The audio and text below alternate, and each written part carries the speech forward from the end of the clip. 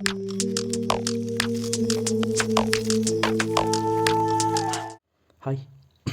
Hello every one. என்ன பார்க்க போகிறோம்னாக்கா, straight of Hormuz அப்படின்ற ஒரு நீர்ச்சந்தியை பற்றி பார்க்க போகிறோம். ரீசெண்ட் நியூஸில் பார்த்தீங்கன்னாக்கா, ஈரான் வர்சஸ் யூஎஸ் ரெண்டு நாடுகளுக்கு நடக்கிற கான்ஃப்ளிக்ட்டில் பிட்வீனில் பார்த்தீங்கன்னா, ஈரான் வந்து ஒரு துருப்பு சீட்டாக வந்து ஸ்ட்ரெய்ட் ஆஃப் ஹார்மோஸை யூஸ் பண்ணுறாங்க. ஸ்ட்ரெய்ட் ஆஃப் ஹார்மோஸ் என்னென்னு பார்க்கலாம். ஸ்ட்ரெய்ட் ஆஃப் ஹார்மோஸ்ன்றது பார்த்தீங்கன்னாக்கா ஒரு நீர்ச்சந்தி.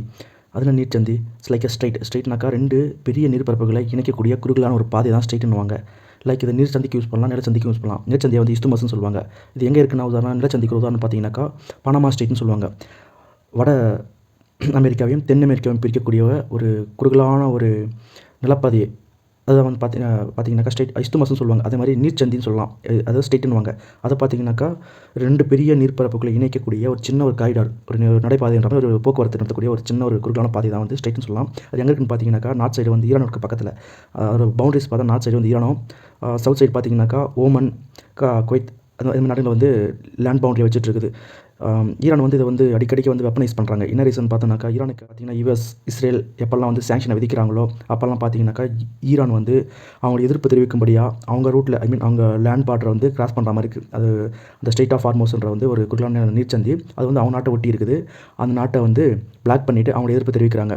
அவங்களுக்கு யுஎஸ்க்கு ஃபேவரான கண்ட்ரியை வந்து அவங்க அப்போஸ் பண்ணுற மாதிரியும், அந்த ரூட்டில் வந்து ட்ரேட் பண்ண முடியாமல் வர்த்தகத்தை தடை பண்ணும் விதமாகவும் அவங்க வந்து பிளாக்மெயில் பண்ணுற மாதிரி ஒரு சிச்சுவேஷன் பண்ணிட்டுருக்கு. இப்போ ரீசெண்ட் டேஸில் பார்த்தீங்கன்னாக்கா இஸ்ரேல் வர்சஸ் ஈரான் கான்ஃப்ளிக்ட்டில் பார்த்தீங்கன்னா யுஎஸ் வந்து இஸ்ரேலுக்கு பேக் போனை வந்து சப்போர்ட் பண்ணிட்டு இருக்காங்க. அதனால் அவங்களோட இஸ்ரேலோட லீடர் வந்து காமினி கொல்லப்பட்டதுக்கப்புறம் பார்த்தீங்கன்னாக்கா ஈரான் என்ன பண்ணுதுனாக்கா அந்த ஸ்ட்ரெய்ட் ஆஃப் ஹார்மோஸை வந்து பிளாக் பண்ணிகிட்டு இருக்காங்க. அந்த காரிடார் வழியாக போகிற எந்த ஒரு கப்பலும் கேரண்டி இல்லாத வகையாக அவங்க அடித்து தாக்குறாங்க. ஸோ அது வந்து மிகப்பெரிய சேதத்தை விளைவிக்கும்.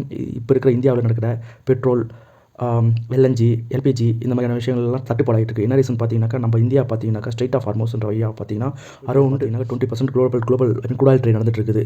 இந்தியா பார்த்தீங்கன்னா 60% இருக்குது அந்த ஸ்ட்ரெய்ட் ஆஃப் ஹார்மோஸ் வழியாக. அதே மாதிரி குரூட் ஆயில் ட்ரேட் பார்த்தீங்கன்னாக்கா 20% நடந்துட்டு இருக்குது அந்த ஸ்ட்ரெய்ட் ஆஃப் ஹார்மோஸ் வழியாக. எல்பிஜி பார்த்தீங்கன்னா 50%, இந்தியாவுக்கு தேவையான எல்பிஜியில் 15% அங்கே தான் நடந்துட்டு இருக்குது. அதுக்கப்புறம் 33% கேஸஸ் வந்து 15%, எல்பிஜி கேஸ் பார்த்தீங்கன்னா 33% நடந்துட்டு இருக்கு ட்ரேடு. இதை பிளாக் பண்ணது வழியாக பார்த்தா உலக நாடுகள் வந்து எனர்ஜி கிரைசிஸில் மூழ்கி இருக்குது. காரணம் பார்த்தீங்கன்னாக்கா அவங்களுக்கு தேவையான எனர்ஜி செக்டர்ஸ் வந்து எனர்ஜி வந்து ஃபுல்ஃபில் பண்ண முடியல. காரணம் வந்து ஸ்ட்ரெய்ட் ஆஃப் ஹார்மோஸ் வந்து முடங்கி இருக்கிறதுனால. இதுக்கு கேரண்டி தர மாதிரி அமெரிக்கா வந்து சில விஷயங்கள் பண்ணாலும் இந்த டேஸில் எந்த ஸ்டெப்பும் பெருசாக எடுக்க முடியல. பிகாஸ் ஆஃப் இன்டர்னல் இஷ்யூ என்னன்னு தெரியல. இந்த இஷ்யூக்கு விதிவிலக்காக பார்த்தீங்கன்னாக்கா சீனாவுக்கும் இந்தியாவுக்கும் மட்டும் தற்காலிகமாக ஒரு அனுமதி கொடுத்துருக்கு ஸ்ட்ரெய்ட் ஆஃப் ஹார்மோஸ் வழியாக ஷிப்புங்க வந்து மூவ்மெண்ட் பண்ணுற மாதிரி. ஈரான் வந்து எந்த ஒரு அச்சுறுத்தலும் கொடுக்காத வகையில் கேரண்டியாக ஓகே நீங்கள் போய்க்கலான்ற மாதிரி ஓகே இன்ஃபர்மேஷன் கொடுத்துருக்காங்க. Okay that's it. அண்டு இதோட ஹிஸ்ட்ரி பார்த்தீங்கன்னா ஸ்ட்ரெய்ட் ஆஃப் ஹார்மோஸ் இதோட ஹிஸ்ட்ரின்னு பார்க்கும்போது 1979 ஆஃப்டர் ஐஆர்டிசி சார்ஜ் எடுத்ததுக்கப்புறம் பார்த்தீங்கன்னாக்கா அந்த ஸ்ட்ரெய்ட் ஆஃப் ஹார்மோஸை வந்து அவங்க தான் உரிமை கொண்டாடிட்டு இருக்காங்க. அவங்க தான் அதை வெப்பனைஸ் பண்ணிட்டு இருக்காங்க. அதுவே 1980 வந்து ஈரான் வர்சஸ் ஈராக் ரெண்டு நாடுகளுக்கு இடையே ஃபைட் நடந்தது. அது வந்து டேங்கர்ஸ் வார்ன்றாங்க. அவங்களோட ஈரான் என்ன பண்ணாக்கா ஈரானுக்கு இடையேப்பட்ட நாடுகளுக்கிடையே ஃபைட் வரும்போது பார்த்தீங்கன்னாக்கா ஈரான் வந்து அவங்க நாட்டில் இருக்கிற ஈராக்கில் இருக்கக்கூடிய பெட்ரோலியம் ஸ்டேஷன்ஸை வந்து இடத்த வந்து அடிச்சிருக்காங்க. அவங்களும் இவங்க இடத்த அடிச்சிட்டு அந்த டைம் ஒரு வார் போயிட்டுருக்கு.